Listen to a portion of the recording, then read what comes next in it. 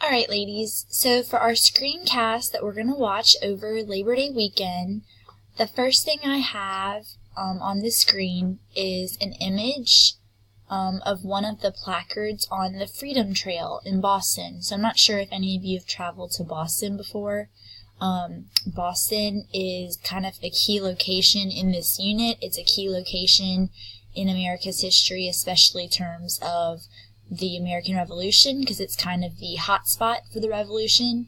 I got to travel to Boston a couple of falls ago because I had a cousin that lived there, and the Freedom Trail is kind of this walk throughout the city that's kind of outlined in a red brick line, as well as these little circle metal placards on the ground, and it kind of like you follow the line and there's different kind of historic sites. And a lot of the places we're going to kind of reference today, I got to see for myself on the Freedom Trail, and so I kind of inserted the pictures, and so I just kind of wanted to show y'all what the trail itself actually looked like on the ground, and then I'll show y'all some more pictures as we go on, and then as we continue in class next week. But if you've never been to Boston, definitely worth the trip. So the note we're going to start with is the Sugar Act. So, as we discussed in class, one of the effects of the French and Indian War is that England is in a lot of debt. And so the new Prime Minister of England is going to decide that it's time to start taxing the colonies in order to help pay for the war. They think that since the war was fought to keep land in the colonies, that the colonists should feel a responsibility to bear some of the debt and help pay England so that they can pay back their debts. But the thing is, the Prime Minister also wants to stop all the smuggling he is seeing as a result of the large British presence in the colonies. Since all of those colonial troops are in the colonies, they're noticing that the colonists are like smuggling in things, especially sugar. So what the new Prime Minister is going to propose is the Sugar Act, and Parliament will officially pass the Sugar Act just a year after the British won the French and Indian War.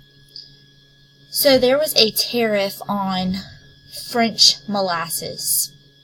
There had been one actually since the era of the Navigation Acts, and what that kind of references is there was anytime France wanted to trade with the colonies, they had to pay a tariff on that sugar, and so it raised the price of the molasses from France, coming from the French, and the colonies were upset about that, but England always got to make money off of it.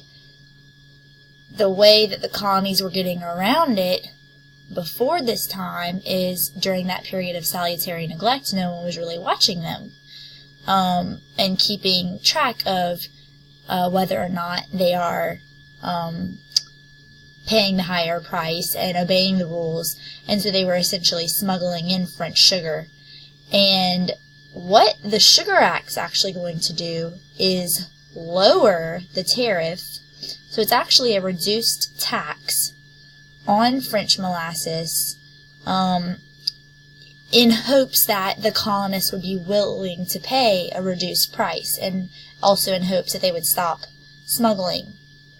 So again, the kind of backward psychology behind all this is that the Sugar Act is not a new tax, it is lowering a tax that already existed, but in hopes that the colonists will actually pay it now.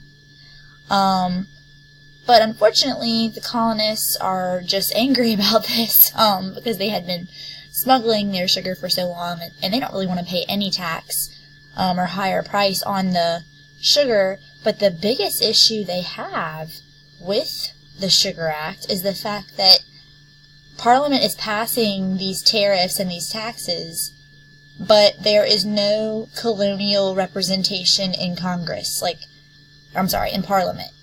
No one in the colonies represent, no one's sent to England, to the British Parliament to represent the colony's interests. And this is where the famous battle cry comes from. No taxation without representation. So it really isn't about just the fact that they're being taxed or having to pay higher prices on products. It's the fact that there's going to be these taxes put in place, but they don't get a vote on it. There's no representation from their end in Parliament back in England. But Parliament will not stop with the Sugar Act. They will later pass the Stamp Act. Essentially, with the Stamp Act, a tax was placed on all paper items in the colonies, playing cards, newspapers, contracts, wills, court documents, etc. And the reason it's called stamp is because they had to get a stamp on them to prove that they were taxed. But the Stamp Act was a tax placed on paper items.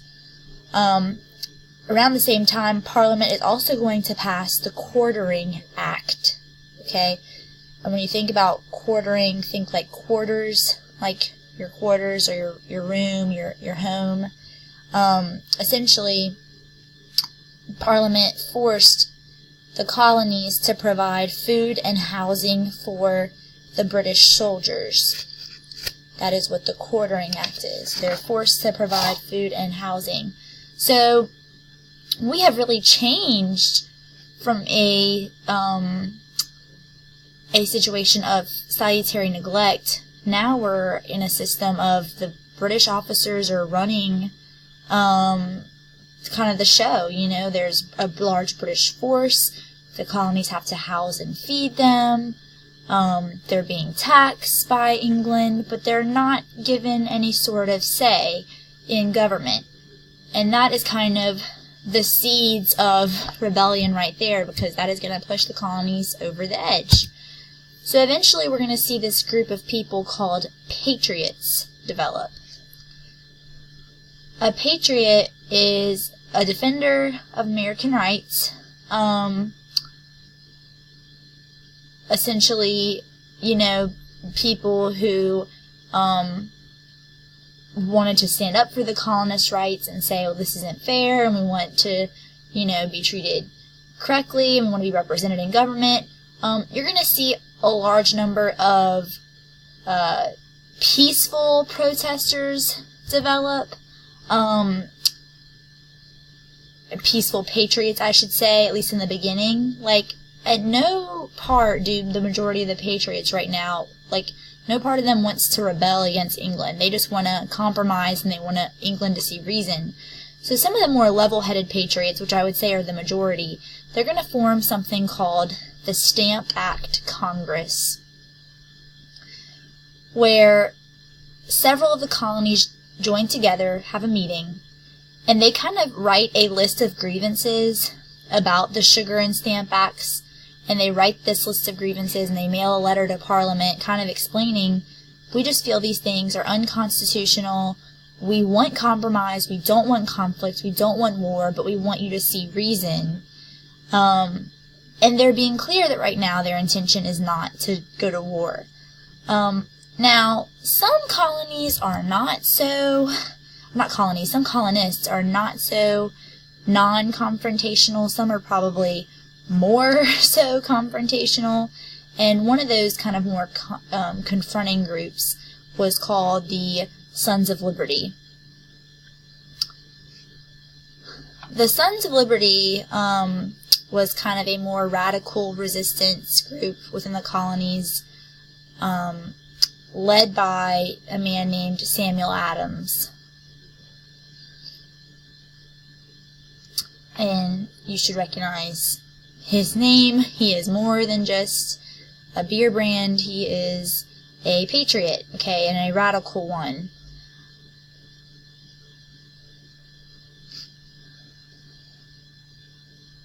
So Samuel Adams, he's going to encourage kind of more direct kind of forms of protest. He encourages a boycott of all British goods. He basically doesn't want to pay, he doesn't want to pay the tariffs on imported goods, but he certainly doesn't want to, pay and support the English coin or English, economy. So he's encouraging a boycott. And the group is very radical. They're the ones that do things like tarring and feathering. I'm not sure if you've ever heard of that process, but they would essentially attack British soldiers and kind of harass them and beat them up a little bit and embarrass them publicly, shame them publicly. And that's definitely asking for a little more conflict with your mother country when you take action like that. Part of the Freedom Trail is Samuel Adams' gravesite. He is buried in Boston. So, eventually Parliament's going to compromise a little bit. They're going to kind of respond to this Stamp Act Congress's more diplomatic reasoning. They are going to repeal the Stamp Act. They're not going to repeal the Sugar Act, but they're going to have it reduced further. So they're going to lower that tariff even further. It's even a lower tax they would have to pay. But at the same time, Parliament is going to pass something called the Declaratory Act, as I have spelled on the screen, declaratory. This act said that Parliament does have the right to pass laws on the American colonies. So Parliament's kind of trying to work with the colonies, but also letting them know, we do have you are our colonies, and we have the right to pass laws on you, whether, you agree with them or not. But it does overall, since they did repeal the Stamp Act, it's looking like a little more hopeful that the colonies in England can work together and avoid conflict. Now, that's not going to happen, but they were hopeful for a little while. Unfortunately, there's going to be a new prime minister in town named Charles Townsend, and I'm never going to ask you to identify him individually, but you will know his last name because there are going to be a series of laws named after him called the Townsend Acts. Townsend has no sympathy for the colonies as prime minister, and so he is going to start increasing the taxes placed on the colonies.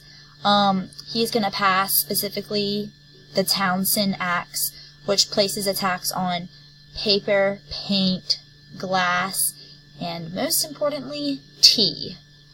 So the Townsend Acts place a tax on paper, glass, and tea that are imported into the colonies. And once again, the colonies are going to resist. The colonies are not happy with these taxes. They don't want to accept them. The Sons of Liberty are back to their old tricks. They are attacking soldiers. They are boycotting British goods. And the colonies as a whole, even outside of Boston and Massachusetts, the colonies are becoming more united against England at this point because they are so upset with what England is doing. But Parliament is just going to respond by sending more troops, specifically into Boston, which is kind of, again, this hot spot for any sort of Patriot activity. It's kind of the heart of the rebellion, really. So we see a lot of British soldiers in Boston. And the last thing we'll go over today is that Parliament will once again later on compromise. All these boycotts really aren't helping the British economy. When a boycott is when, I've said the word several times, hopefully you're familiar, that a boycott is when the colonists would refuse to buy anything from England. So that's hurting the British economy. So you have certain merchants pleading with, Parliament to please take away the Townsend Acts. They're too harsh on the colonies and we're being punished for it. Parliament will choose to remove all taxes within the Townsend Acts except for one, and that would be tea. They kept the tax on tea, and we will see how that turns out in class on Tuesday. I hope y'all have a great Labor Day weekend, Write down any questions you have, and we'll cover it on Tuesday.